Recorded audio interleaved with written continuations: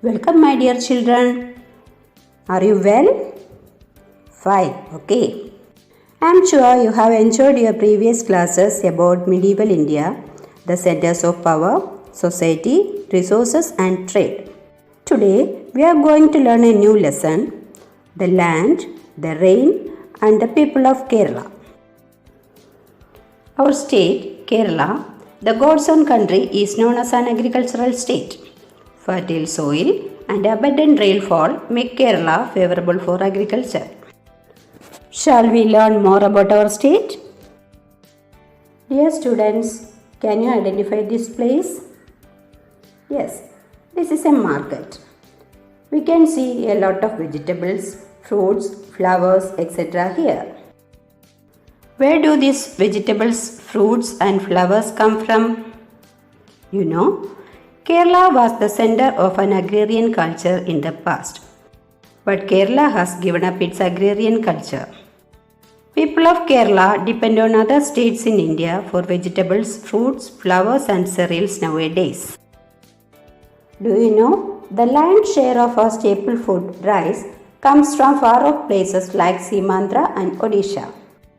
What about vegetables? Most of the vegetables supplied in Kerala come from Kambam, Theni, Mettupalayam, Ooty, Nagarkovil, etc. Flowers like jasmine, marigold, lotus that are sold in Kerala come from beyond the border. Tamil Nadu is one of the lead supplier of vegetables, flowers and groceries to Kerala. The most important question here is, why do we have to bring all these things that we need from other states? The main reason is, enough vegetables are not cultivated in Kerala. Then why can't we cultivate these vegetables, flowers, etc. in Kerala? Shall we check what are the essential factors required for their cultivation? Fertile soil, favorable climate, availability of water, manpower and high yielding seeds are some of them. We said Tamil Nadu is one of the lead supplier of vegetables, flowers and cereals to Kerala. Shall we compare the agricultural situations in Kerala and Tamil Nadu? Major soil types. In Kerala, alluvial soil, laterite soil, forest soil and red soil are available. In Tamil Nadu, red soil, black soil, laterite soil and coastal alluvium are available. Kerala and Tamil Nadu have almost the same soil types, but alluvial soil, which is ideal for agriculture, is found in Kerala. Shall we compare the availability of water in Kerala and Tamil Nadu? Annual rainfall in Kerala is 300 cm. As rainfall is sufficient, irrigation is not necessary in most places. But in Tamil Nadu, annual rainfall is 95.9 cm. As rainfall is less, irrigation is essential. There are 44 rivers in Kerala, but there are only 14 rivers in Tamil Nadu. After comparing the agricultural situations in both states, we can make the following inferences. Soil types in both states are almost the same. Fertile alluvial soil is seen in Kerala. The number of rivers is more in Kerala. In the amount of rainfall received also, Kerala is far ahead of Tamil Nadu. In most regions of Tamil Nadu, irrigation is needed for cultivation. So dear students, we are convinced that Kerala is suitable for agricultural practices.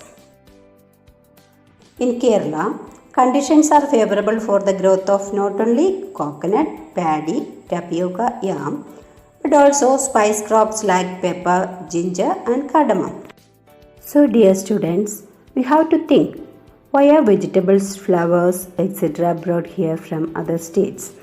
The main reasons are enough vegetables are not cultivated in Kerala. Part of our agricultural land is kept uncultivated. These lands are used for construction and other purposes. Lack of high yielding seeds. Crop destruction due to the change of climate. Wage increase of workers. Farmers do not get adequate price. Destruction of hills and paddy fields due to human activities.